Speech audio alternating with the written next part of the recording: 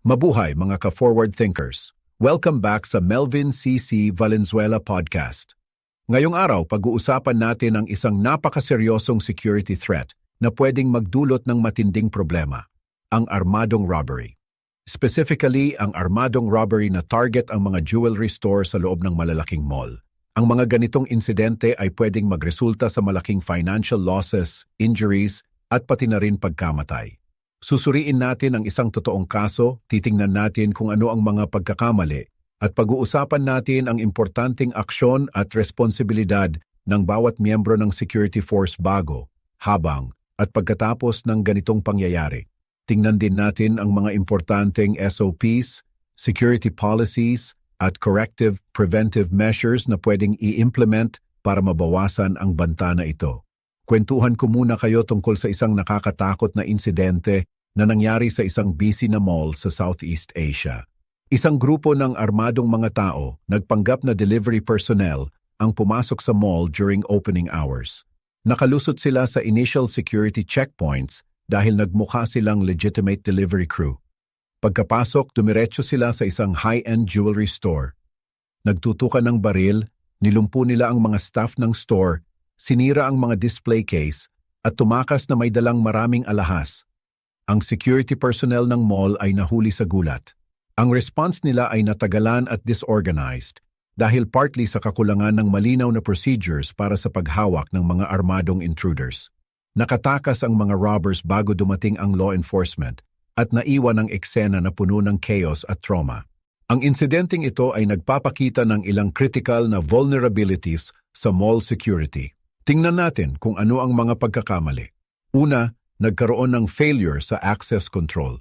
Sinamantala ng mga robbers ang kahinaan sa screening process para sa delivery personnel na nagpapakita ng pangangailangan para sa mas mahigpit na verification at monitoring protocols. Pangalawa, kulang sa situational awareness.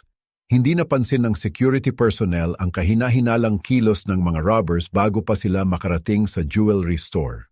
Pangatlo, malinaw na kulang sa paghahanda at training para sa pagharap sa mga armadong confrontation.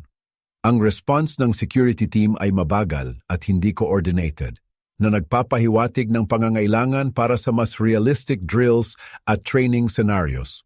Sa huli, ang insidente ay naglantad ng posibleng kakulangan sa communication at coordination sa pagitan ng mall security, store staff at law enforcement.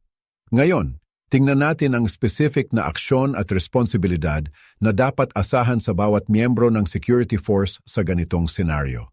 Bago ang insidente, prevention. CSO. Malaki ang papel ng mga CSO sa prevention. Dapat silang trained na mag-obserba at mag-report ng anumang kahina-hinalang aktibidad kasama na ang mga taong nagtatambay malapit sa mga high-value stores, nagmamasid sa lugar, o sumusubok na lumusot sa security checkpoints. Dapat silang maging alert lalo na during opening at closing hours, kung kailan kadalasang ginagawa ang mga deliveries. Security guard. Ang mga guard na nakapwesto sa mga entrance at key areas ay dapat trained na suriing mabuti ang mga deliveries, i-verify ang mga identities, at tingnan ang mga packages. Dapat nilang alam ang delivery protocols ng mall at dapat may karapatan silang questionin ang anumang kahina-hinalang aktibidad. Ang regular na patrol sa loob ng mall ay dapat kasama ang pagbibigay ng atensyon sa mga jewelry store at iba pang high-risk areas. Supervisor. Dapat regular na mag-briefing ang mga supervisor sa kanilang team na binibigyang diin ang importansya ng access control at vigilance. Dapat nilang tiyakin na alam ng lahat ng guard ang emergency procedures, kasama na kung paano mag-respond sa isang armadong robbery na nangyayari.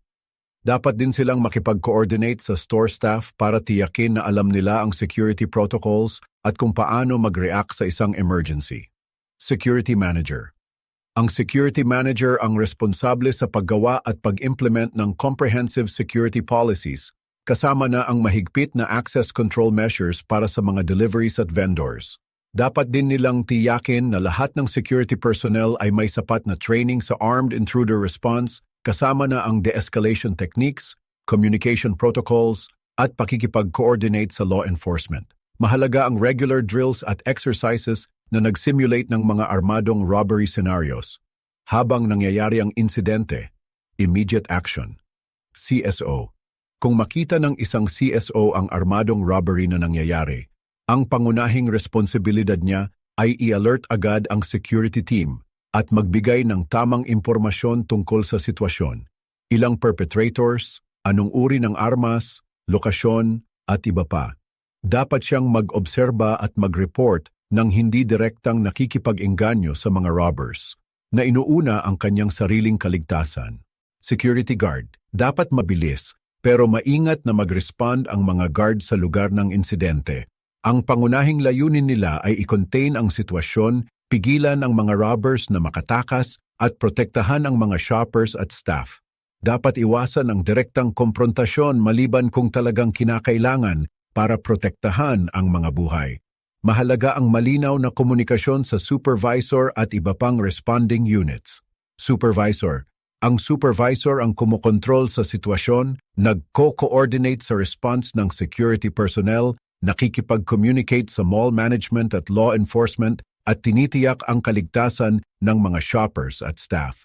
Maaaring kailangan niyang magdesisyon tungkol sa mga evacuation procedures o lockdowns. Depende sa sitwasyon. Security Manager. Ang security manager ang sumusubaybay sa overall response, tinitiyak na sinusunod ang lahat ng procedures at efficient ang komunikasyon sa law enforcement. Maaari rin niyang kailanganing makipag-ugnayan sa media at magbigay ng updates sa mall management. Pagkatapos ng insidente, corrective and preventive. Lahat ng security personnel. Dapat magbigay ang lahat ng involved personnel ng detailed reports ng insidente kasama na ang mga witness statements, CCTV footage at anumang ebidensya na nakolekta. Dapat silang sumali sa mga debriefings at reviews para matukoy ang mga lugar na pwedeng pagandahin. Supervisor. Dapat magsagawa ang supervisor ng thorough review ng insidente kasama ng kanyang team, sinusuri ang response at tinutukoy ang anumang training gaps o procedural weaknesses. Security Manager. Ang security manager ang nangunguna sa investigasyon. Sinusuri ang mga security policies, procedures, at systems para matukoy ang mga vulnerabilities na sinamantala. Dapat siyang makipagtulungan sa mall management para mag-implement ng corrective actions at preventive measures para mabawasan ang panganib ng mga susunod pang insidente. Pag-usapan natin ang ilang specific SOPs at security policies na pwedeng makatulong para maiwasan at mamitigate ang mga armadong robbery.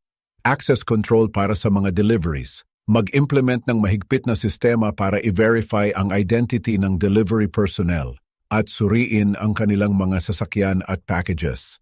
Pag-isipan ang paggamit ng mga designated delivery zones at time windows. Pinagting na security presence.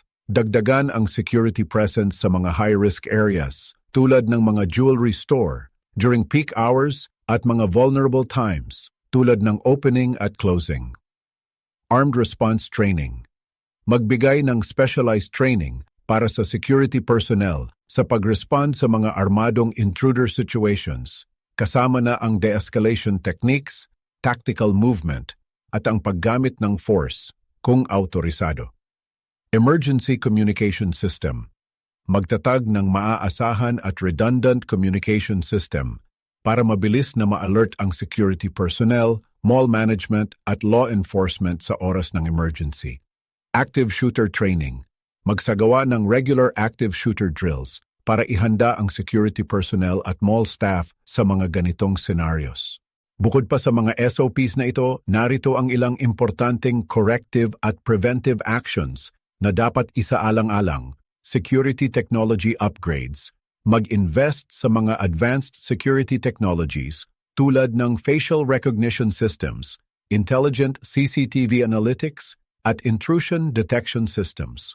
Vulnerability assessments. Magsagawa ng regular security vulnerability assessments para matukoy ang mga kahinaan sa security infrastructure at procedures ng mall.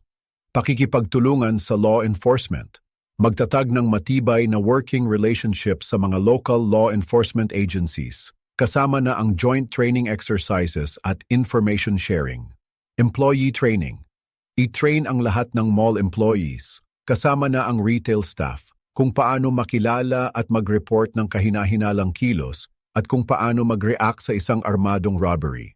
Ang armadong robbery ay isang seryosong banta, pero sa pamamagitan ng pag-i-implement ng mga comprehensive security measures na ito, malaki ang mababawas sa kanilang vulnerability at makakalikha ng mas ligtas na environment para sa lahat. Tandaan, ang vigilance, paghahanda at isang well-trained security force ay mahalaga sa pagpigil at pag-respond sa mga insidenteng ito. Salamat sa pakikinig. Stay safe at magkita-kita tayo sa ating susunod na episode kung saan tatalakayin natin ang isa pang critical na security challenge. Thank you for listening to the Melvin C.C. Valenzuela podcast. If you found this episode helpful, please share it with someone who could benefit. And don't forget to subscribe for more valuable insights. You can find us wherever you get your podcasts.